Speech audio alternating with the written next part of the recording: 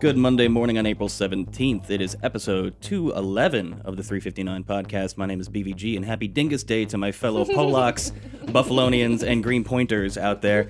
In the house today, we have our good friends Joan E, Solsman, and Roger Cheng. And what are we talking about today? Happy Monday. Are you supposed to throw this on me, or am I supposed to throw it on you? No, it's for Dingus Day, Polish boys throw water on girls and then hit them with pussy willows. Right. To express Oh my their God. love. This all sounds like it's just on the cusp of being dirty, but it's not.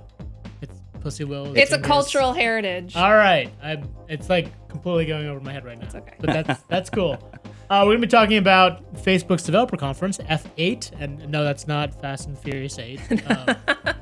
Or Fate of the Furious, sorry. That's tomorrow. Sorry. Facebook's developer conference is tomorrow. Mark Zuckerberg's going to be speaking, so we're keen to hear what he has to say, given the last year of controversy. We'll also talk about the new season of Silicon Valley, which premieres this coming Sunday. I don't know about you guys, but I'm a big fan. Yeah, I'm looking forward to it. Our own Shar Tipkin got to go to the premiere last week and was able to pick out some of the best bits from a panel discussion that they all had. And then lastly, we couldn't go through a show without talking about the Star Wars trailer because I'm a giant geek and I have to talk about Star Wars. You're not alone. There we go. So as always, if you have any questions about any of these topics or anything else at this point, leave them in the comment section. Brian will pick out the best and we'll answer it in 3 minutes and 59 seconds. From precisely 3, 2...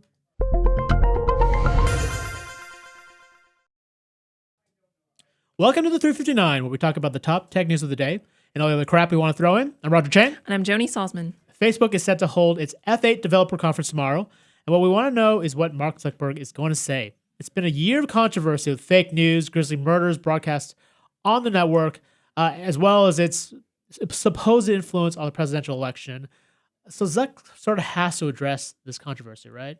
Well, I don't know. That'll be an interesting thing to see. He had that opus that he posted, Yep. however many thousands and thousands of words it was. And so maybe that was him kind of clearing the pipe so that he can just, kind of do demos of silly little VR things Right, and AI, droney things. chatbots, yeah, all that stuff, yeah. But I think that it'll be really meaningful if he does step up and address it when he has that platform, because I think it's something that people have been disappointed that he doesn't do on a more proactive basis when he has to actually show his face, not in a Facebook post that's pruned and polished and right, yada, exactly. yada, yada. Actually kind of somewhat off the cuff on stage talking in real life as opposed to a polished blog post, right? Yeah. I don't know. We'll see. In terms of some of the other stuff, I mean, obviously you cover VR a lot. What are you hoping or wanting to see from Facebook in terms of VR? For VR? Yeah. That's a really good question. I think that what is really interesting that VR hasn't moved into are some of the things that they teased last time, which is bring social elements into it. Absolutely. And so it'll be interesting to see how quickly Oculus is actually going to make good on being able to deliver that thing, because they haven't delivered on any of that stuff since the last time. And I think the last Oculus conference, they showed off some of the chat features. Yeah. And like you said, incorporating some of those social elements into the VR experience. We haven't seen any of that. No. So it'd be nice if they actually address it. It is a 2-day conference. So if they don't do it day one, there might be a chance that they address it on day 2. All right, next up, the new season of Silicon Valley premieres on Sunday, but our own Shar Tipkin got a chance to attend the premiere and hear from the cast. Big news, more women and supposedly more sex on the show. Which is to say any sex, right? That doesn't involve a horse. It is very interesting to me. If you read through Shar's story, and I had a chance to edit it, even though there was a discussion of having more women involved, the panel discussion was actually still dominated by all the male cast. It's kind of interesting. So we'll see. I think they're going to bring in new talent in terms of female actors. They're going to have more regular roles there. So it's been, aside from Amanda Cruz, who plays Monica. Right. It's been kind of, there hasn't been really a real consistent female presence, right? Right. So I think that from Shara's reporting, there's going to be 3 coders that are female on the new venture that the Pied Piper dudes are going to be venturing into. So that gives the opportunity to have there be kind of more characters than women rather than one representative of a woman. It does remind me a bit of Big Bang Theory when that show started. It was just, it was just Penny and a bunch of dudes. And now it's sort of like this weird even mix. So maybe they're slowly evolving that way to kind of balance things out. Maybe. I don't know. All right, lastly, the new Star Wars Last Jedi trailer dropped last week. I'm blown away, but that's not a surprise because I'm a giant geek and I love Star Wars, all things Star Wars. But what'd you think, Joan? As a more objective viewer of these Right. things, what did you think? I thought it was effective in that I'm definitely going to go see it. Yep. Because I think, we talked about this before. Like, it plays on every single, like, synapse that fires happy chemicals in your brain. Yes. It, like, builds the crescendo. It has, like, that dramatic... I mean, it has everything that you could want. Right. If you already are among the, like, bazillion of people that care about Star Wars. Which is basically everybody on the planet because it's, like, the most successful franchise ever. And how many times have you guys watched the trailer? I watched it twice because I watched the second one right now. I think I'm at 5 times. 6. All right. So BVG, you have us all beat. All right. For these stories and more, check us out on CNET. I'm Roger Cheng. I'm Joan E. Solsman. Thanks for listening.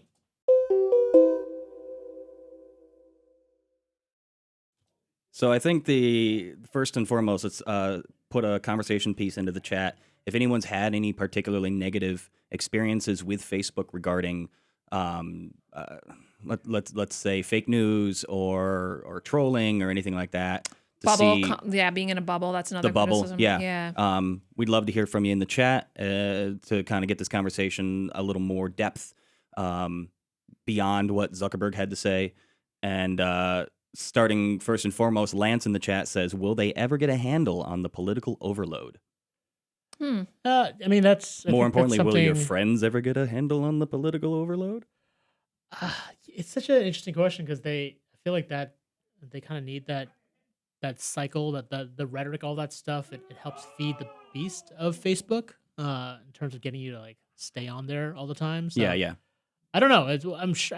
I'm hoping they do address it in some way, but like Joan said, like Mark has already talked about this in his giant manifesto, so we'll see how deeply they get into it. I don't know.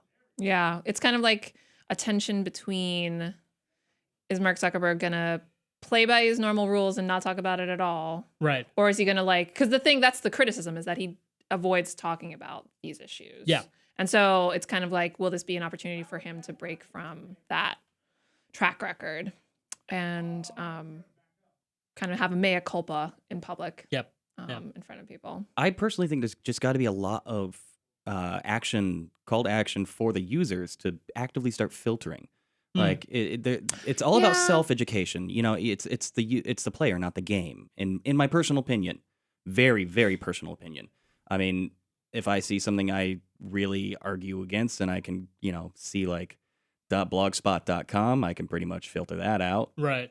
It's we were taught in school to cite your resources, right? Yeah. You got to maintain that. But you know what? That doesn't happen for most people. They just sort of they see the headline. They don't see their sources. I think that's sort of the issue, right? Anyone can post anything on Facebook, and it can go viral. And most people don't check their sources. That's ultimately it, right? I think that you've got a good point, that there needs to be more education of people about what to trust online and how to learn how to trust what's Similarly, right. I don't trust the guy out on the corner on the soapbox screaming into a bullhorn. Right. I think that there's definitely merit to like the fact that that culturally things have just changed so fast. Culturally, kids in school, the people that teach them, everybody needs to have a better grasp on how to interact with society through the internet and on the internet. But also like, effing Facebook is friggin' huge. Like, you can solve these problems. Like, if there are problems, friggin' solve them. You know? Like, you say you have the smartest brains in the world, so prove it. Yeah, they've been kind of coasting. We're all coasting at this point. They're coasting on, it's like, well, we're still getting clicks. We're still getting money. We're coasting on, well, this is my comfort zone, and I don't have to do anything else. This makes me feel good. I mean, that's a good point, too. Like, for the user, I mean, we naturally gravitate towards stuff that reinforces our beliefs or stuff we like. Except for people on YouTube, because they just tend to go really out and watch something they hate so they can comment on it. Right. Right. Hate watching is its own phenomenon. But yeah, like you said, Facebook's got algorithms that basically gear the site towards what you want to see, right? Exactly. Yeah. And there's something potentially innocent about that. Like, I want to see more Star Wars stuff in my feed, but that's not really up to me 100%. Now, is it? And that's the other Yeah, problem. The algorithm gets Yeah. skewed by your surrounding audience, by your surrounding community. That's true, but also Facebook makes it difficult for you to have that kind of control over what you see. Yeah. Like it's Yeah. very hard for you to like I really like to have a linear feed, like the Twitter style Just everything that in the order, pops up, yeah. chronological, the way that comes. It's really hard to like just tell Facebook, look, just give it to me the time that is posted. Yeah. You can only do it for like, you have to like do it on the web. It only lasts for 24 hours. Then it resets back to their algorithm Yeah. because they make it hard for them they make it hard for you to have the control that they want. Yeah. Right. You think maybe that inclusion of the algorithm is really what kind of set it on that kind of downhill trend, getting away from the chronological? I don't know if it's getting away from that. I don't know if like algorithm is wrong. It's just, it's based on this premise that there's somebody that's deciding what the algorithm, there's a small set of people that are deciding what the algorithm is. And those people usually aren't people who are trained to think about consequences like murders being live streamed. Right. Yeah. Right. Or, that's not what they're there to deliver. And so it's not their job to figure that out. But when you're as big as Facebook and these things are happening, you need to hire people to figure out how to not have that sort of conflict. With great power comes great responsibility. It's true. It's extraordinarily true. It's true. And they've got a lot of power. A lot of power. Oh, yeah. We got a few people in the chat who want to talk about VR and AR. Yathu, our buddy Yathu, VR, how can this be used for social networking? Now, we talked about dating, right? Yeah. Right. Yeah. One of There's dating. Our intern Sam Rhodes actually got on a VR date. The idea that you can meet and interact with someone, across the country, in a similar location. You may not be next to each other physically, but in that virtual world, you are next to each other. You could, she mentioned actually the VR host that had that simulated date with her, like, kind of sidled up next to her virtually, and she even thought it was a little creepy, Yeah. which I thought was kind of an interesting, like that would go through her brain, like, oh, this. You're standing too close. Yeah, you're a little too close You're to me. invading my personal He could be space. like 1,000 miles Personal away. virtual space. Yeah, Yeah. exactly. Which I mean, I think that's a good example of that social element. Just, I think the example that was displayed last year at the Oculus conference was that you could sort of do chat, right? VR chat with your wife. You could bring in VR elements into this space that you're sharing with her. Mm-hmm. Yeah, I mean, I think there's tons of opportunities there that I think would actually make VR more of a thing that we'd want as Yeah. an everyday experience. One of the big criticisms of VR, warranted or not, is that it's an isolated experience. And Yeah. so that Yeah. takes some of that away. Although it does kind of like drop all these images from like sci-fi movies of just people sitting. Yeah. Like The Matrix, obviously, is Yeah. the obvious one, Lawnmower but- Man. Yeah, everyone just sitting in this like little room with their little goggles. I'm thinking of doing this. Wall-E, of all the fat people drinking their sodas. Yeah, Yeah. there's definitely Wall-E. Looking at their screens. Yep. Let's put a call back out to the chat. What's your VR wish list for social networks? I got one personally. I Yeah. think it'd be kind of cool to resurrect obsolete experiences. For example, Oh. as much as I love Netflix, there's a piece of me that misses going Yeah. to Blockbuster. What if there was essentially a Oh my virtual God. reality Just sort of interface browsing through the game aisles? where you walk in the aisles looking for something to watch? Oh my gosh. And then there's some annoying kid behind the counter who keeps Right. telling you how great The Matrix Reloaded is. Yeah, I'm old enough to remember that. Spending countless hours with my friends walking through the aisles. Like, how about Of this movie? Blockbuster. No, it sucks. How But about this one? there's something that was kind of fun. I used to kill hours just wandering and seeing Yeah, what was out there. absolutely. Before the internet was a thing. Right. Yeah, especially at Blockbuster, where they'd have like 50 copies of the latest crappy Blockbuster. Right, and like incorporate IMDb so you pick up the box off the shelf and like the full spread comes up and the Rotten Tomatoes rating comes up. Someone's probably working on this. See, they've listened to this podcast and they've Yeah, stolen your exactly. idea.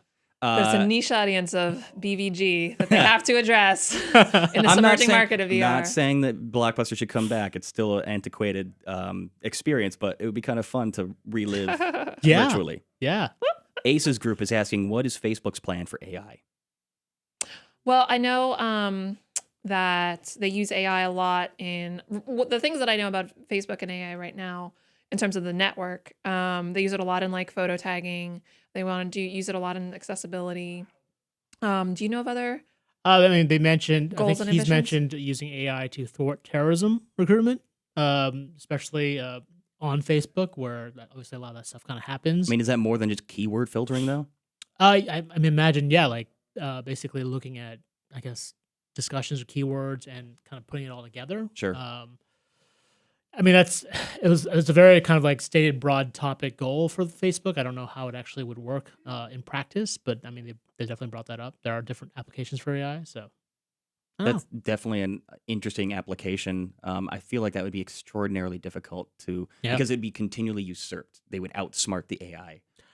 Yes. Well, I mean, it depends, right? It depends on how deep they go. If they're actually peering into your chats, into your posts, like But then we come up to the conversation of privacy. yes, Yeah. which has always been a dicey one for Facebook. Yeah. Yeah. Go figure. So yeah. All right. We've gotten enough through the heavy. We're running out of time. Let's talk about Star Wars. It's geek out time. Oh yeah. All right. So Roger, you're okay. So we've got two different perspectives on this. Not that Joan's a hater, but Joan's not. I'm not a hater at all. I'm just more of a. Joan did not. You're more of a rational observer of Poop these bricks. phenomenons. Yeah. I love Yeah. Star Wars. Watched it as a kid. I'm going to see the movies You because I can think look at they're it great. fairly objectively. Yes, Yes. but it's We a cannot. little more Yeah. objective. Yeah. Yeah. Objectively, it's a really good teaser.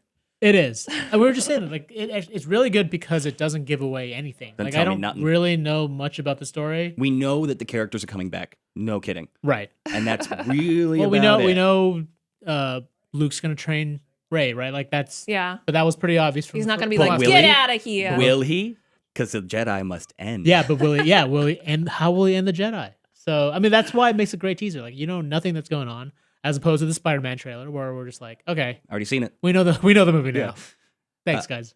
I have a few speculative concepts I want to just kind of put out there. Ooh. First and foremost, I think that this will, in fact, be the end of the dark and the light side, which is a good social, political reflection on modern philosophies about Right. how we've become such a gray society. There's no more Right. like blatant evil, blatant good. Sure, there's still arguable Ah. points out there, but we've become so much more amalgamous. Is that a word?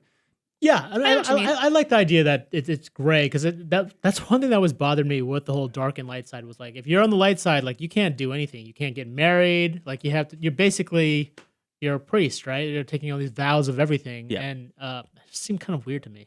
Like how did Well, if you've been watching Star Wars Rebels and even earlier on in Clone Wars, it started to introduce this idea through the character of Ahsoka, where she's like, "I'm tired of this. You're both wrong.